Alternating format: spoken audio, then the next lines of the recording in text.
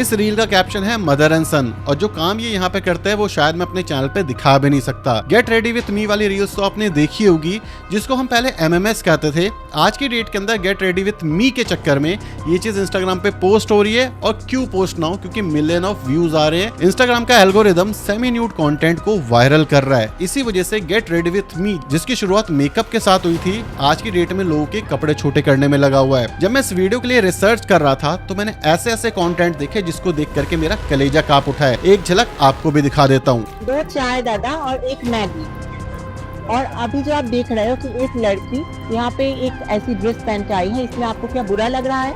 अच्छा लगा आपको देखने? अभी आपने जो वीडियो देखी है, इस वीडियो में जो इस लड़की ने ड्रेस पहनी हुई है, इसमें आपको क्या बुरा लगा, या फिर आपको ये अच्छी लग रही है देखने में? और अगर आपने ऐसे रील्स देख करके अभी तक अपना इंस्टाग्राम का अकाउंट बंद नहीं करा है तो ऐसी वीडियोस डेफिनेटली आपने अपने अकाउंट में जरूर देखी होगी। आपको पता है ऑल्ट बालाजी का सब्सक्रिप्शन गिर चुका है, क्योंकि अब इंस्टाग्राम और ऑल्ट बालाजी में ज्यादा डिफरेंस रह ही नहीं गया। तो जो लोग वहां कुछ देखने जा रहे थे वो आजकल इंस्टाग्राम पे आपको मिल जाएगा। माँ बेटे जैसे पावन रिश्ते को भी इन्होंने संतूर मॉमी के हैशटैग के पीछे छुपा दिया है। और जिस लेवल की बेशर्मी इन्होंने इस रील में करी हुई है, अगर आप देखोगे तो आपका रिश्तों से विश्वास उठ जाएगा। डार्क ह्यूमर के नाम पे सारी प्रॉब्लमेटिक चीजों को नॉर्मलाइज किया जा रहा है। और अंडर एज लड़कियों को जिस हिसाब से इन एप्स पे सेक्सुअलाइज किया जा रहा है, इसको देख करके समझ आता है कि हमारी सोसाइटी अब किस डायरेक्शन में जा चुकी है और इंडिया का भविष्य क्या होने वाला है। और सबसे बड़े दुख की बात यह है कि ऐसे अकाउंट को 15-16 साल के बच्चे रन कर रहे हैं। और गेट रेडी विथ मी वाली रील्स तो आपके एक्सप्लोर पेज पे भी काफी बार आई होगी। एक टाइम था जब ऐसे रील्स को MMS कहा जाता था, लेकिन आज की डेट के अंदर कुछ लड़कियां अपने कमरे के अंदर कैमरा लगा करके get ready with me trend को फॉलो कर रही हैं और अपने कपड़े उतार रही हैं। मतलब आप इस तरीके से सोचो कि जब ये रील बना रही होंगी तो लोगों से बोला होगा भैया बाहर चले जाओ, मुझे कपड़े चेंज करने हैं। उसके बाद उसी वीडियो को रिकॉर्ड करा और लाखों लोगों के सामने पब्लिकली पोस्ट कर दिया। मतलब किस लेवल पे हमारा दिमाग जा चुका है। और गेट रेडी विथ मी का मेन मतलब क्या था कि आप तैयार हो और सामने वाला आपके साथ तैयार हो रहा है। लेकिन उनको भी ये चीज बहुत अच्छे से पता है कि वो रील देख करके कोई लड़की उनके साथ तैयार नहीं हो रही है। इवन उनको कपड़ा उतारता देख करके उस रील के पीछे सारे लड़के बैठे हुए हैं कि भाई आप चेंज करो, मैं आराम से देखता हूँ। और अगर आपको इस बात पे डाउट है तो कभी जाके कमेंट सेक्शन खोल के देखना, आपको चीजें क्लियर हो जाएंगी। और यहाँ इनकी गलती भी नहीं है, क्योंकि सारा काम यहाँ पे मिलियन ऑफ व्यूज का है जो हर एक रील पे आता है इनके चैनल पे। मतलब एक सिंपल सी बात है ना, अगर थोड़ी सी स्किन दिखाने पे लोगों को इतना अटेंशन, इतने पैसे और मिलियन ऑफ व्यूज मिले, इतना फेम मिले, तो कोई क्यों ही पढ़ाई लिखाई करने पे इतनी मेहनत करेगा। और ये लोग ऑलरेडी सेलिब्रिटी बन चुके हैं। एक क्वेश्चन मेरा आपसे है कि ये लोग इस रील से किन लोगों को इन्फ्लुएंस कर रहे हैं और आने वाली जनरेशन को हमारी क्या सिखा रहे हैं कि भाई आपको किस डायरेक्शन में जाना है। और हमारे देश में सिंपिंग कल्चर इस लेवल पे पहुंच चुका है कि लड़के पूरा दिन इंस्टाग्राम पे बैठे रहते हैं, यही रील देखते रहते हैं और अपनी जिंदगी बर्बाद कर लेते हैं। DM फॉर फन जैसे कमेंट्स आपने भी देखे होंगे। ये पूरी ओनली फैंस कम्युनिटी चल रही है। और अगर यकीन नहीं होता तो किसी भी बड़े अकाउंट के कमेंट सेक्शन में जाओ, वहां पर खोलो, वहां पे आपको ऐसे DM मिल जाएंगे।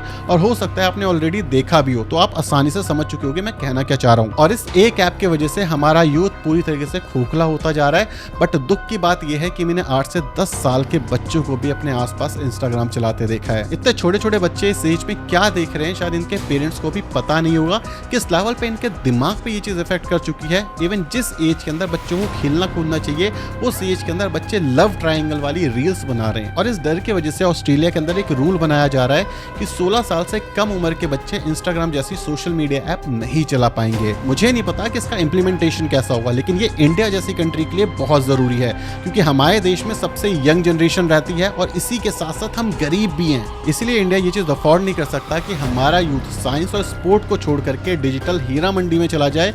और इसी वजह से इस टॉपिक के ऊपर इन डेप्थ बात करनी जरूरी है।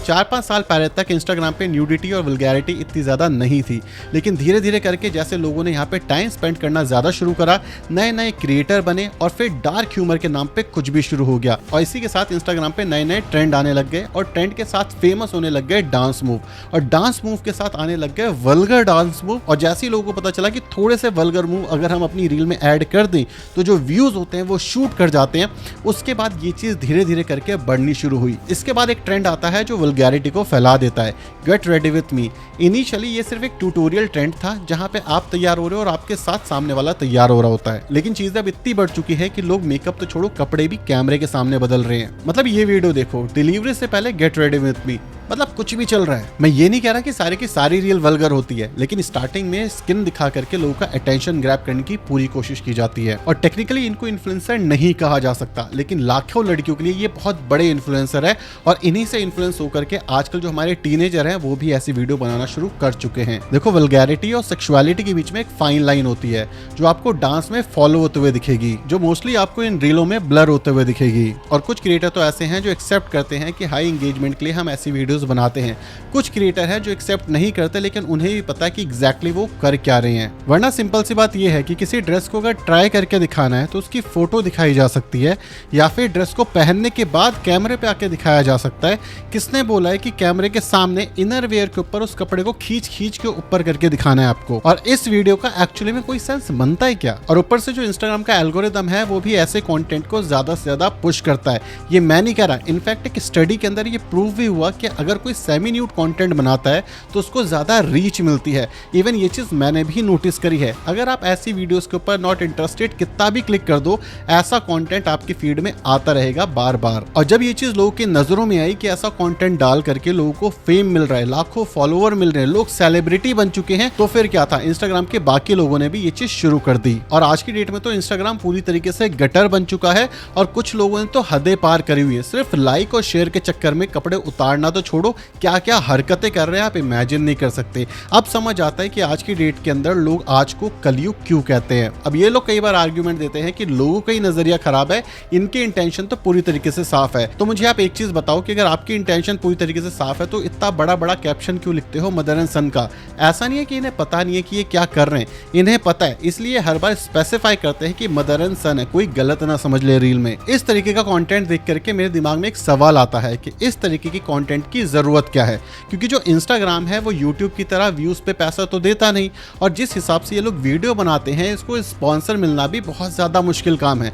तो ये सिर्फ व्यूज और लाइक्स के लिए क्या ये इस तरीके का कंटेंट बनाए जा रहे हैं और इन्हें पता नहीं है कि जो कंटेंट एक बार इंटरनेट पे आ चुका है ये कभी डिलीट नहीं होने वाला। और मजेदार बात यह है कि जब ऐसे अकाउंट के ऊपर थोड़े बहुत फॉलोवर आ जाते हैं तो ये उल्टी सीधी ऐप प्रमोट करने लगते हैं, जैसे गैम्बलिंग ऐप, जिससे आपके फॉलोवर के पैसे तो डूबेंगे ही लेकिन उसका करियर भी बर्बाद कर रहे हो आप। और ऐसे भी अकाउंट मैंने देखे हुए हैं जो अपने ओनली फैंस को प्रमोट करने के लिए इंस्टाग्राम पे वीडियो डालते हैं ताकि यहाँ की ऑडियंस ओनली फैंस पे जा सके। देखो, मुझे इनकी पर्सनल लाइफ में कोई इंटरेस्ट नहीं है, मेरे को कंसर्न इस चीज का है कि इनकी रील्स के ऊपर ये मिलियन ऑफ व्यूज आ कहां से रहे हैं। क्या आप लोग देखते हो उनकी वीडियोस? इंस्टाग्राम की रील्स के ऊपर 18% रिस्ट्रिक्शन नहीं है, तो इसका मतलब ये है कि जो 10-12 साल के बच्चे हैं वो भी यही कंटेंट देख रहे हैं। तो मेरा क्वेश्चन ये है कि हम कैसी जनरेशन क्रिएट कर रहे हैं? कोई भी यूट्यूबर इस टॉपिक पे वीडियो बनाएगा नहीं, क्योंकि ये वीडियो जो है ये डीमोनेटाइज हो जाएगी।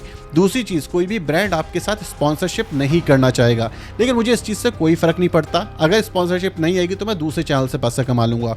मैं यहाँ पर बैठा हूँ ताकि मैं इंडिया की सच्चाई बता सकूं और जो हमारा यूथ है वो किस डायरेक्शन में जा रहा है, ताकि हम डायरेक्शन सही करके उसको एक सही डायरेक्शन में ला सके और इंडिया को ग्रो कर सकते हैं। और मैं ये भी जानता हूँ जो यूट्यूब है इसकी रीच खत्म कर देगा, लेकिन मैं आप पे ट्रस्ट करता हूँ कि ये वीडियो ज़्यादा से ज़्यादा लोगों तक शेयर करोगे ताकि जो हमारा देश है वो सही डायरेक्शन में जाए, आपके जो बच्चे हैं उनको सेंसेबल इन्फॉर्मेशन मिल पाए। जय हिंद, वंदे मातरम।